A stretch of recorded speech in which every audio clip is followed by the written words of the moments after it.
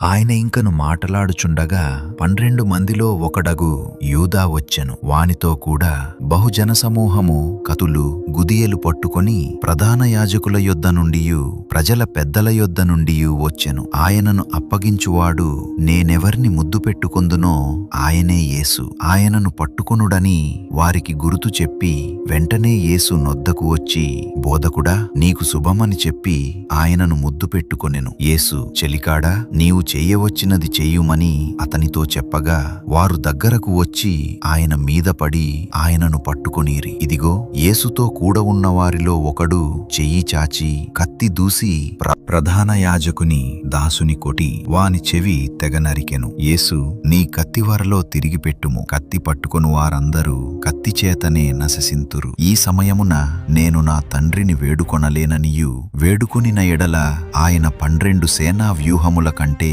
ఎక్కువ మంది దూతలను ఇప్పుడే నాకు పంపడనియు నీవు అనుకొనుచున్నావా? నేను వేడుకొనిన ఎడల ఈలాగు జరగవలెనను లేఖనము ఏలాగు నెరవేరునని అతనితో చెప్పెను. ఆ గడియలోనే యేసు జనసమూహములను చూచి, బందిపోటు దొంగ మీదికి వచ్చినట్టు కత్తులతోనూ గుదియలతోనూ నన్ను పట్టుకొనవచ్చితిరా? నేను అనుదినము దేవాలయములో కూర్చుండి బోధించుచున్నప్పుడు మీరు నన్ను పట్టుకొనలేదు. అయితే ప్రవక్తల లేఖనములు నెరవేరునట్లు ఇదంతయు జరిగెనని చెప్పెను. అప్పుడు శిష్యులందరూ ఆయనను విడిచి పారిపోయిరి.